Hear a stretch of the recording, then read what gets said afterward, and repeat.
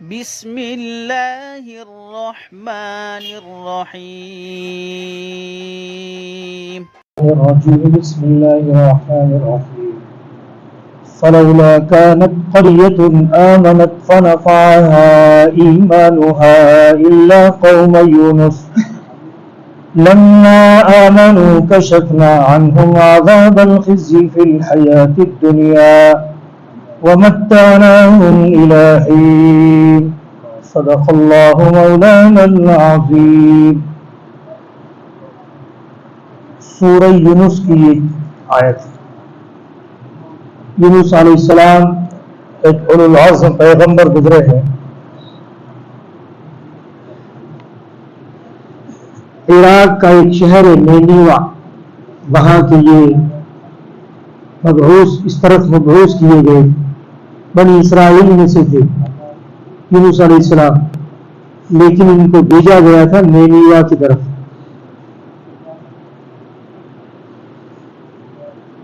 تقریباً 100 کلومیٹر کے علاقے میں ان کی آبادی تھی، اور 1 لاکھ سے زائد قرآن شریف میں اللہ نے فرمایا وَأَرْسَلْنَاهُ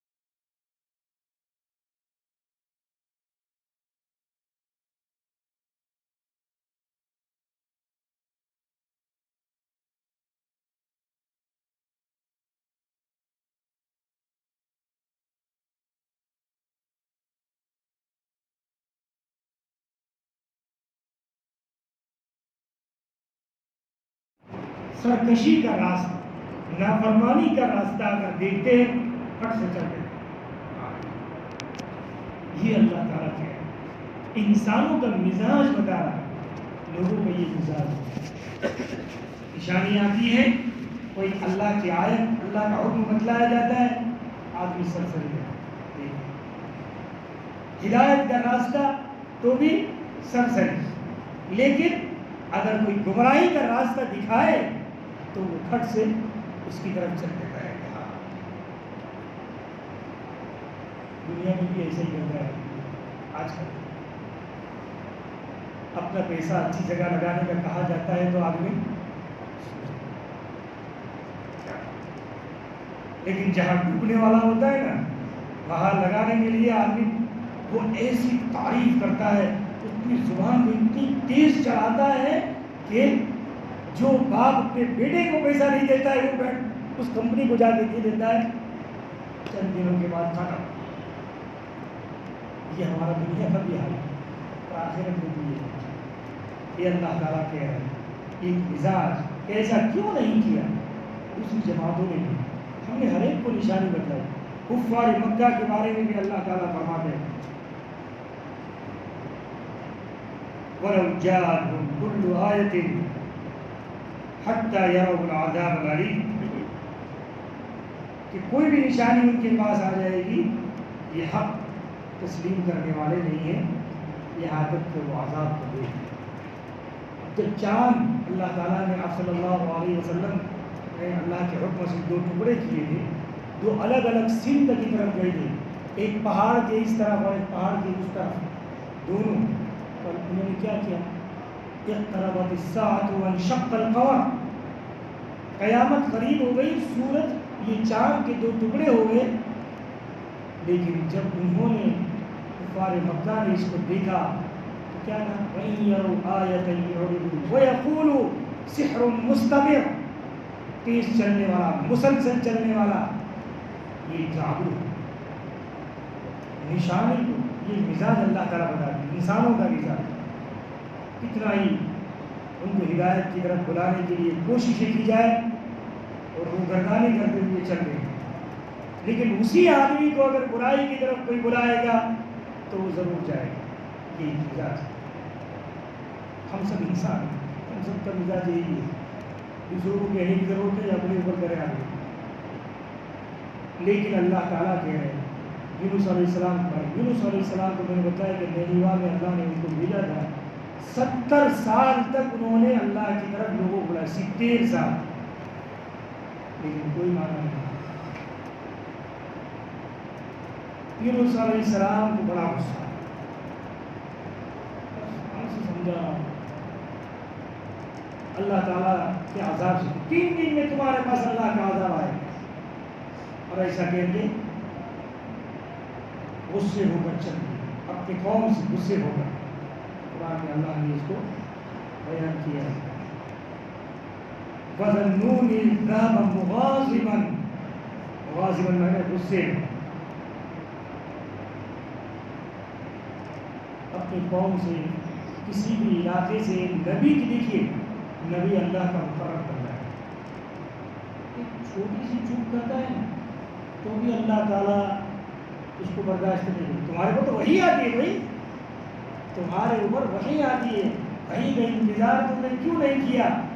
اس کے اندر ایک تھوڑی سی اپنی رائے بھی اگر تم نے رکھ دی تو بھی اللہ کی پکڑ ہے، اپنی رائے بھی نہیں، وہی آتی ہے انتظار، کچھ بھی ہوتا ہے اس کا انتظار کیے بغیر تم اپنی طرف سے کچھ سوچ کر اگر تم نے کچھ کیا وہ بھی غلطی ہے آپ کے لیے، دوسروں کے لیے نہیں لیکن آپ کے لیے ہے۔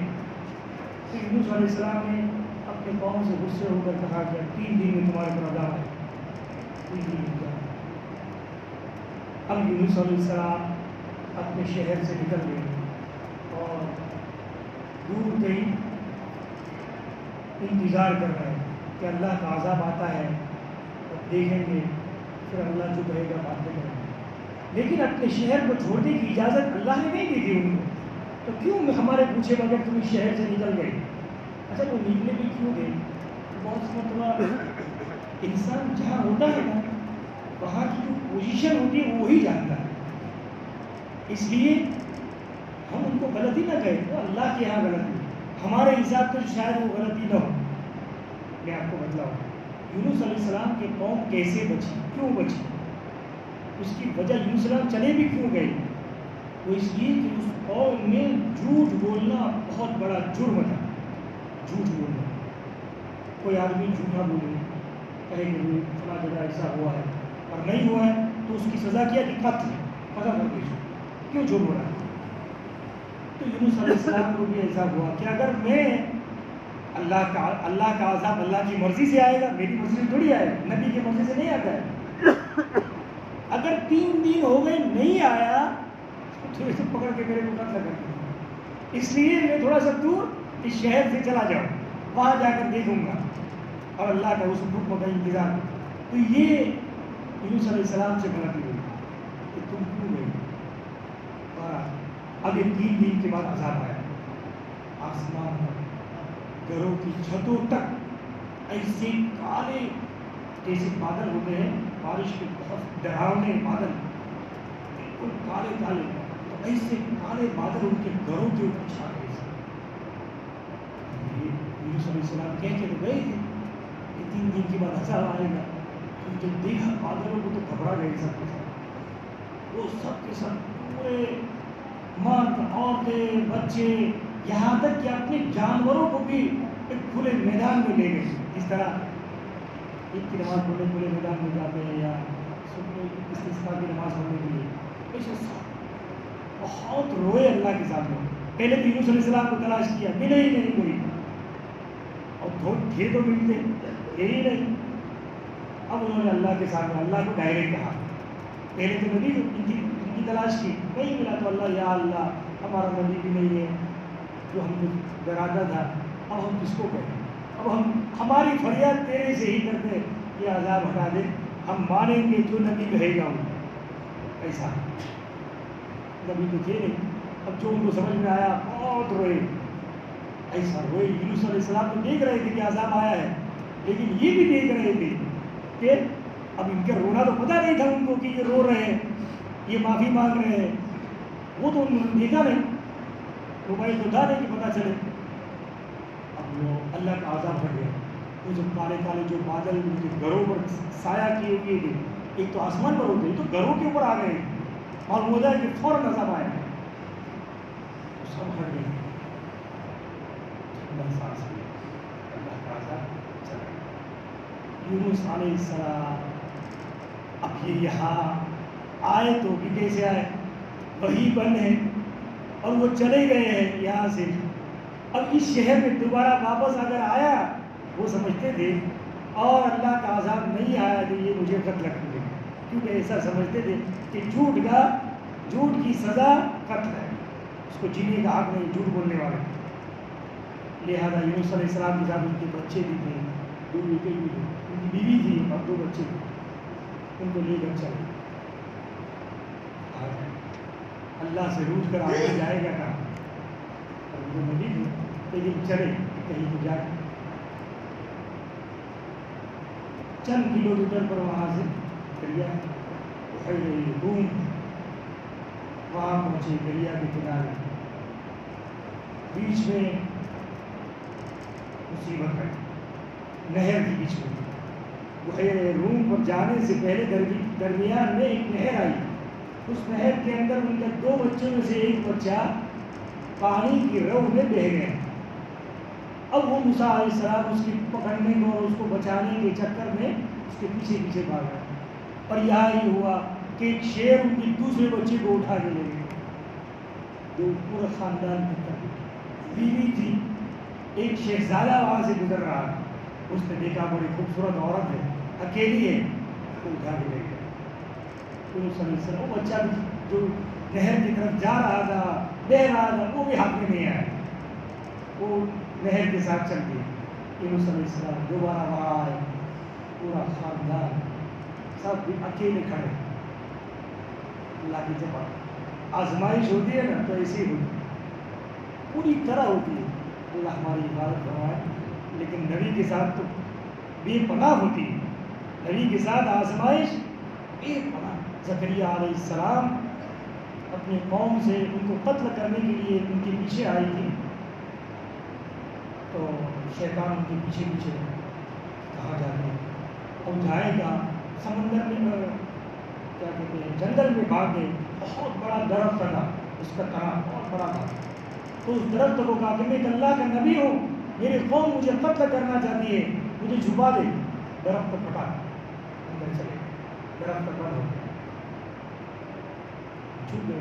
شیطان دیکھ رہا تھا کہ اندر گئے ہیں، وہ قوم ان کی پیچھا کرتی کرتی اس جنگل میں پتہ لگی جنگل میں گئے، جنگل میں آئے کہیں ملے ہی نہیں، تو درخت میں تو نہیں ملے گی. شیطان نے کہا اس درخت میں ہے. ارے لوگوں نے کہا ایسے انسان شکل میں آ کر اس میں تھوڑی ہو رہا ہے، انسان اس میں کیسے جا سکتا ہے؟ میں کہتا ہوں تو اوپر سے چیرو اس کو، اوپر سے اس کو چیرو نکلے گا اندر سے آپ کے اوپر سے چیرا، آرے سے چیرا. یہاں اندر تو تھے ہی، تو جب درخت کا چیرتے چیرتے ان کے سر کے اوپر وہ آری چلی، ایک آگ کی. اللہ تعالیٰ نے خبردار آہ کرنے کی بھی اجازت نہیں ہے، آہ بھی مت کرو، چپ، ورنہ نبوت میں سے تمہارا نام نکال دیا جائے گا.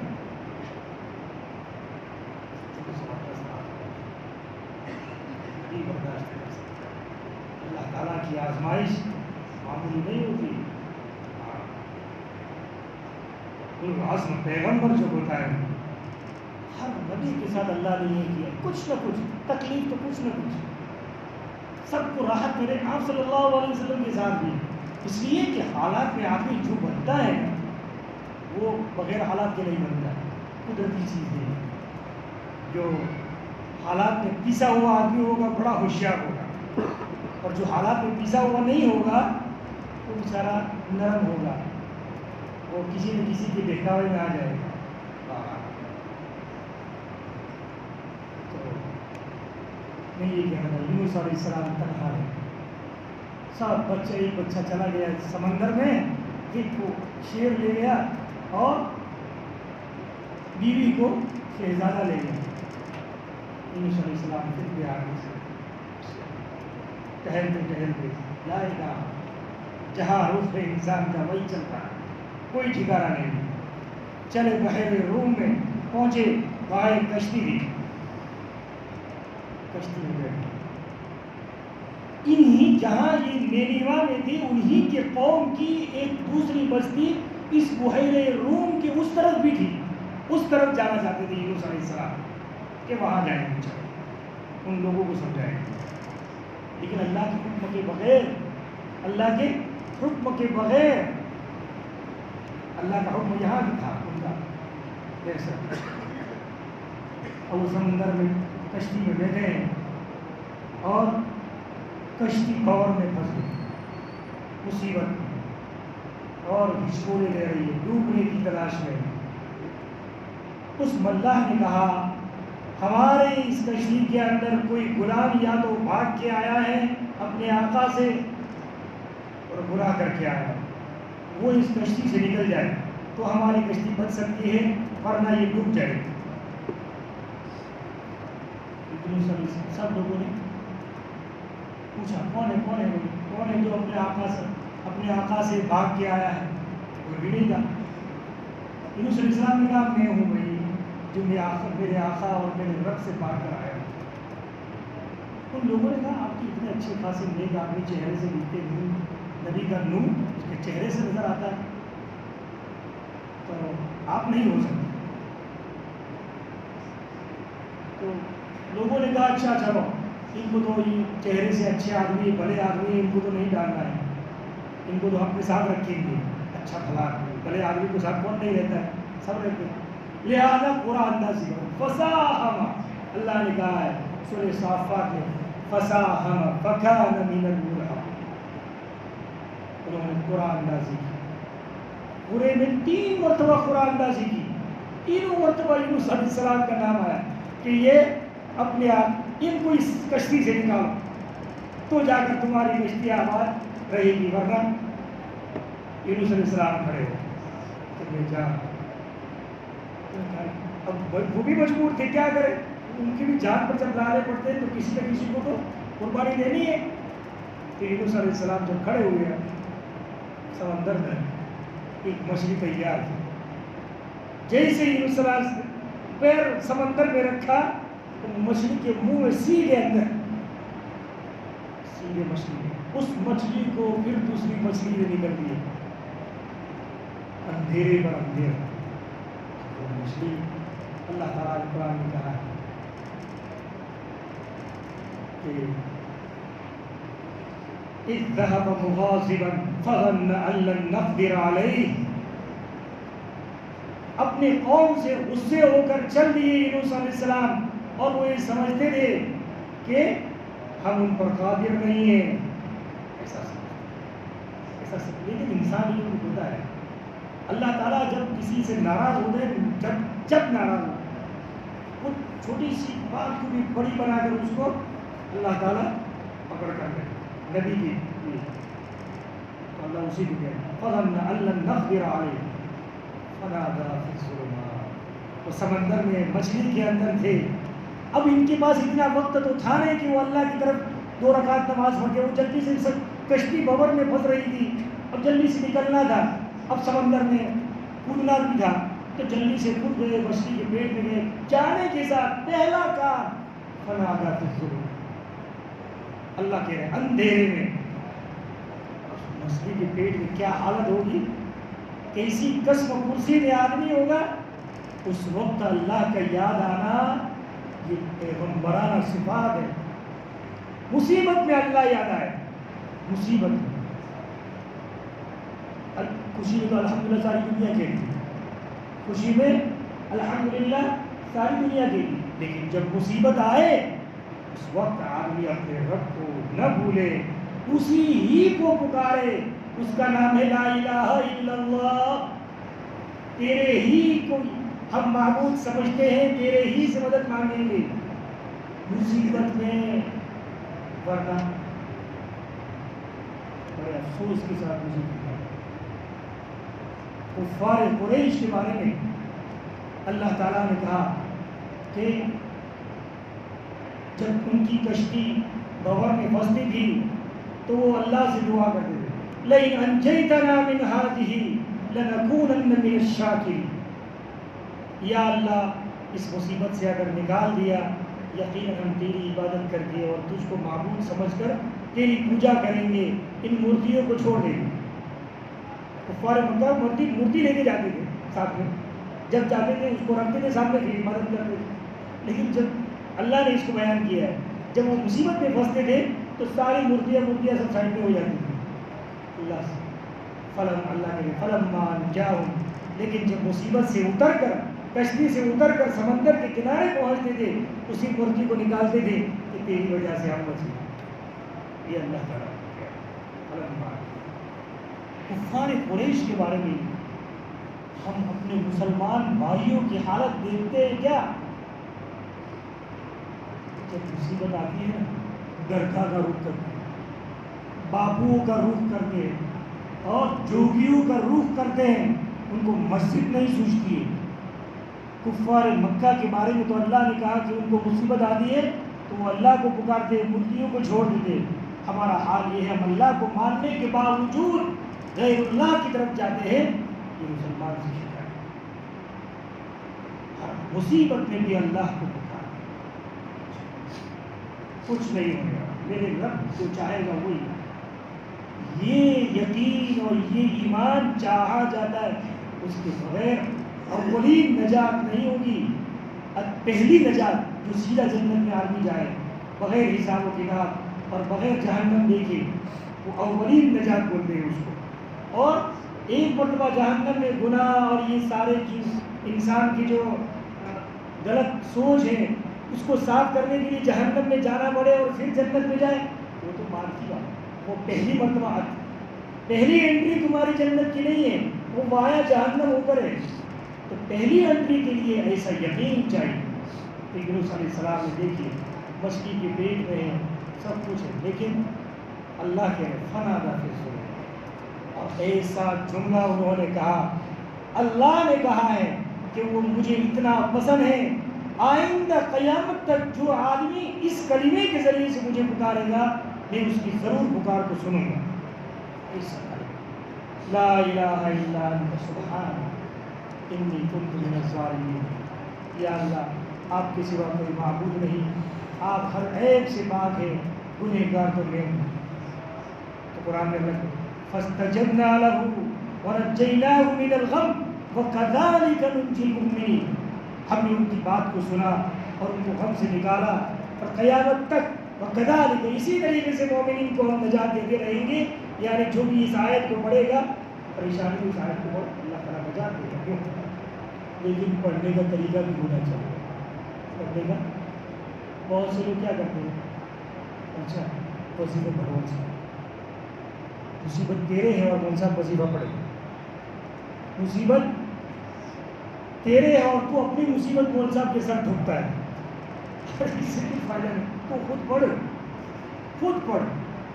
بہت سے لوگ ایسا کرتے ہیں وظیفہ پڑھو, بچوں کو بلاؤ وظیفہ پڑھو. بچوں کو کیوں بلاؤ؟ بچوں کو بلاؤ, مدرسے کے بچوں کو, کہ وہ وظیفہ پڑھے. کوئی فائدہ نہیں. تو خود پڑھ. یونس علیہ السلام نے اپنے بچوں کو نہیں بٹھایا تھا کہ تم وظیفہ پڑھنا اور میں مچھلی کے پیٹ سے نکلوں گا. وہ خود پڑھا, خود پڑھا. اللہ سے کہا. تھوڑی دیر کے لیے وہ ہوش میں تھے جب گئے تب, پھر بعد میں تو بے ہوش ہو گئی مچھلی کے پیٹ میں. تو خود پڑھا, خود پڑھ. اپنی ذات سے اللہ کو پکار, وایا وایا نہیں, ڈائریکٹ تو اپنے پروردگار کو کہہ, اللہ تیری سنے. یونس علیہ السلام نے ایسا پڑھ کے وہ تو بے ہوش ہو گئے. کب تک رہے پیٹ میں؟ دو روایت. ایک روایت میں 3 دن رہے مچھلی کے پیٹ میں, اور ایک میں 40 دن تک رہے.